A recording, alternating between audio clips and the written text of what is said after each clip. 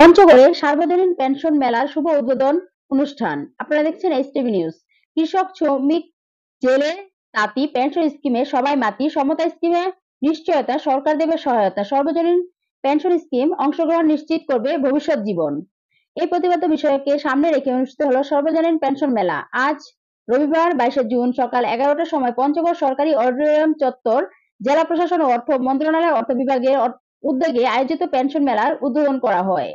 এ সময় জেলা প্রশাসন ও অর্থ মন্ত্রণালয়ের অর্থ বিভাগের জাতীয় পেনশন কর্তৃপক্ষ আয়োজিত মেলায় বেলুন উড়িয়ে উদ্বোধন করেন। অনুষ্ঠানের প্রধান অতিথি অর্থ মন্ত্রণালয়ের অর্থ বিভাগের যুগ্ম সচিব আফম ফজলে রাব্বি। অতিথিরা মেলায় অংশগ্রহণ করা বিভিন্ন স্টল পরিদর্শন করেন। পরে সরকারি অডিটোরিয়াম হলরুমে পেনশন মেলার উপলক্ষে আলোচনা সভা ও কর্মশালা অনুষ্ঠিত হয়। জেলা প্রশাসক মোহাম্মদ সাবেত আলীর সভাপতিত্বে অনুষ্ঠানে অর্থ মন্ত্রণালয়ের অর্থ বিভাগের যুগ্ম সচিব AFM Fazle Rabbi, civil surgeon doctor Mizanur Rahman, জেলা বিএনপির আহ্বায়ক জাহিরুল ইসলাম কাচ্চু, জেলা জামায়াতে ইসলামের আমির ইকবাল হুসাইন প্রমুখ বক্তব্য রাখেন। অনুষ্ঠানে প্রজেক্টরের মাধ্যমে পাওয়ার পয়েন্ট প্রেজেন্টেশন করেন জাতীয় পেনশন কর্তৃপক্ষের সহকারী মহা ব্যবস্থাপক উপসচিব সিরাজুম মনিরা। পেনশন মেলা ব্যাংক, বিমা, বেসরকারি উন্নয়ন সংস্থা, ইউনিয়ন পরিষদের উদ্যোক্তা সেন্টার সহ প্রায় 30টি স্টল অংশগ্রহণ করেছেন। তো আমি সময় নেব না, আমরা ইতিমধ্যে এই পেনশন স্কিমে আদ্যপান্ত জেনেছি, প্রশ্ন করেছি, প্রশ্নের উত্তরের মাধ্যমে আমরা আমাদের কনফিউশনগুলো ছিল সেগুলো আমরা শুনেছি।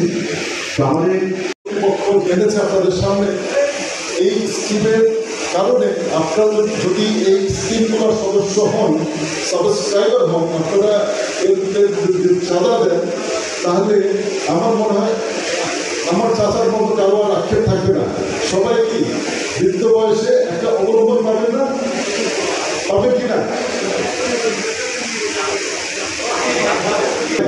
যে আপনারা যারা এই পঞ্চগড় জেলার গণ্যমান্য ব্যক্তিবর্গ আজকে উপস্থিত হয়েছেন, আপনারা অবশ্যই আমাদের এই কথাগুলো, এগুলো আপনাদেরও কথা, আপনারাও বলেছেন, এই কথাগুলো পঞ্চগড়বাসী সবার কাছে পৌঁছায় দিল, যাতে সবাই এই কর্মশালা যে ILO, international labour organisation, world bank, তারপর হলো ইন্টারন্যাশনাল সোশ্যাল সিকিউরিটি অ্যাসোসিয়েশন, যারা এই সামাজিক নিরাপত্তা, পেনশন এগুলো নিয়ে কাজ করে, তাদের যে হিসাব সেটা অনুসারে হলো বিশ্বে 100টা দেশে আপনার এই পেনশন স্কিম চালু আছে। 100টা দেশে। বাংলাদেশ দেশে শুরু হয়েছে 2023 সালে, কিন্তু আপনার ইউরোপের দেশগুলোতে, উন্নত দেশগুলোতে এগুলো আরো অনেক বছর আগে চালু হয়েছে, 50-60 বছর আগে চালু হয়েছে। আপনার ভবিষ্যৎ সুনিশ্চিত করার জন্য আমাদের একটা পেনশন সিস্টেম থাকা উচিত। আমাদের এখানে কিছু লক্ষ্য আছে, এখানে কিছু